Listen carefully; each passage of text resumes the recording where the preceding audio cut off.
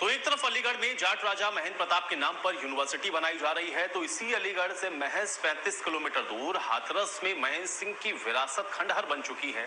जहां कभी महेंद्र सिंह का राज चलता था, वो जगह सरकारी उदासीनता की वजह से बदहाल हालत में है। इस रिपोर्ट में देखिए।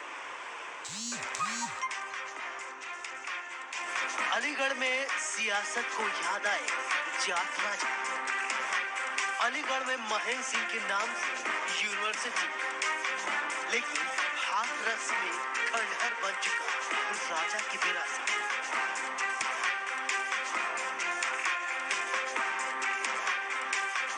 जाट राजा महेंद्र प्रताप सिंह से आज की पीढ़ी अनजान है।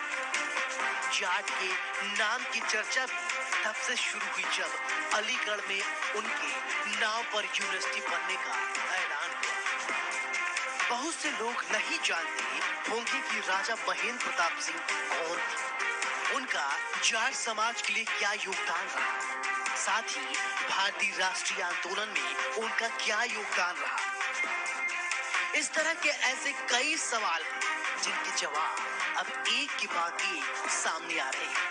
आज हम आपको इन्हीं जाट राजा गजेंद्र प्रताप के बारे में बताएंगे और साथ में ये भी बताएंगे कि अलीगढ़ में जिनके नाम पर यूनिवर्सिटी बनाकर जाटों को साधा जा रहा है, वही हाथरस में उनकी विरासत कितनी जर्जर हालत में।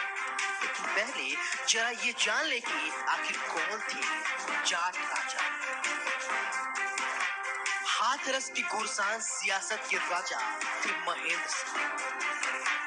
एक अच्छे लेखक और पत्रकार के तौर पर पहचान। अफगानिस्तान में बनाई थी भारत की पहली निर्वासित सरकार। 1915 में काबुल में खुद को राष्ट्रपति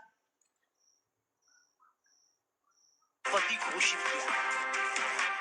EMU के लिए जमीन भी दान दी।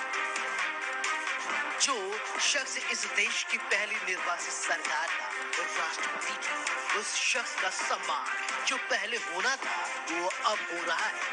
एक तरफ तो पश्चिमी यूपी के जाट सियासत में उनका नाम लिया जा रहा है, तो दूसरी ओर हाथरस में उनकी विरासत जर्जर हालत में पड़ी है। यकीन न हो तो इन तस्वीरों को देख लीजिए।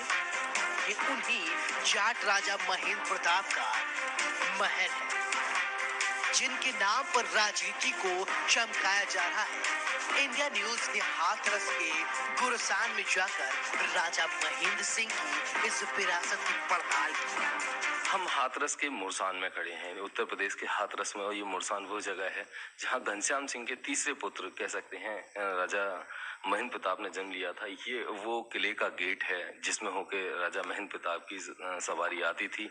और मैं आपको दिखा दूंगा, उनके महल की कुछ प्रतियां हैं, आज भी मौजूद हैं।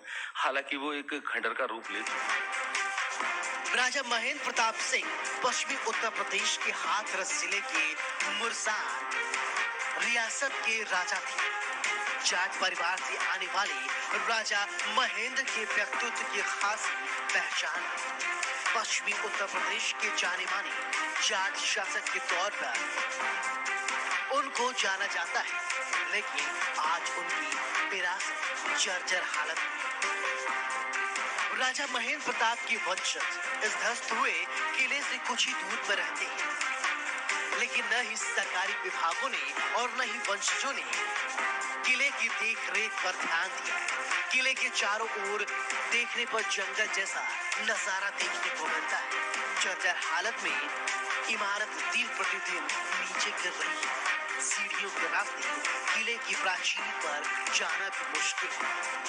यही की एक ईंट किले की बदहाली की गवाही देती है। राजा जी की एक कचहरी हुआ करती थी। इस कचहरी का आज जो स्थिति है, कह सकते हैं कि जो महल के चारों ओर देखेंगे तो केवल एक जंगल नजर आता है। यहाँ जंगलों में कह सकते हैं कि जो कभी राजा का महल हुआ करता था, यहाँ दरबार लगा करता था, पूरा प्रांगण, इसमें सभी चीजें सुनी जाती थी, बातें होती थी, लोग आते थे, अपनी समस्याओं को सॉल्व करते थे। हालांकि आज प्रधानमंत्री नरेंद्र मोदी जी के द्वारा विश्वविद्यालय का शिलान्यास किया गया है जो राजा महेंद्र प्रताप के नाम पे है। जाट राजा महेंद्र प्रताप सिंह के नाम पर यूनिवर्सिटी तो बन रही है, लेकिन उनकी विरासत की सुध लेने वाला कोई नहीं। जहां कभी राजा महेंद्र प्रताप का दरबार लगता था, वहां पर अब कबूतर नहीं। लोगों ने दीवारें भी खराब कर दी। स्थानीय लोगों की मांग है कि राजा की विरासत को सरकार ध्यान दे। लोगों का कहना है कि इस किले का फिर से रख रखाव हो। हाथरस जिले का नाम भी राजा जी के नाम पर रखने की मांग हो रही है। हाथरस के मुरसान में अभी भी राजा महेंद्र प्रताप के वंशज रहते हैं। उनके प्रपोत गरुड़ ध्वज ने यूनिवर्सिटी को जाट राजा के नाम पर रखने पर धन्यवाद दिया। साथ में मांग की कि महेंद्र प्रताप सिंह के नाम पर एक संग्रहालय बने ताकि देश का युवा उनके बारे में जान सके। मैं समझता हूँ कि इतिहास को जीवित रखने के लिए कहीं ना कहीं राजा साहब से संबंधित एक संग्रहालय, जहाँ उनकी विशाल प्रतिमा लगे, एक फोटो गैलरी हो, उनका साहित्य मिले, ताकि जो आज की जनरेशन है, जो युवा राजा साहब के बारे में परिचित नहीं था, उनके इतिहास के बारे में नहीं जानता था, वो आज के इस कार्यक्रम से और पिछले एक लंबे समय से राजा साहब के लिए जो संघर्ष परिवार और अन्य समाज के लोग और संगठन के लोग करते चले आ रहे थे, उससे जब राजा साहब का नाम युवाओं के जहन में जाता है तो उस इतिहास को वो खकोलने की कोशिश करें, जब ढूंढने की कोशिश करें तो एक स्थान ऐसा बने जहाँ उनसे संबंधित साहित्य युवा पीढ़ी को और अन्य लोगों को पढ़ने के लिए मिले, फोटोज के माध्यम से जानकारी हो। राजा महेंद्र प्रताप सिंह ने 50 से ज्यादा देशों की यात्रा की थी, वो भी तब जब उनके पास भारतीय पासपोर्ट नहीं था। उन्होंने अफगान सरकार से सहयोग से 1 दिसंबर 1915 को पहली निर्वासित हिंद सरकार का गठन किया। आजादी का बिगुल बजाते हुए वो 31 साल 8 महीने तक विदेश में रहे। हिंदुस्तान को आजाद कराने का देश के बाहर की गई पहली कोशिश थी। उनके नाम पर अलीगढ़ में बनने वाली यूनिवर्सिटी के शिलान्यास कार्यक्रम में सीएम योगी ने भी उन्हें आजादी का योद्धा बताया। India news, Uttar Pradesh, Uttarakhand. और चलिए इसी के साथ इस खास पेशकश में मेरे साथ फिलहाल इतना है।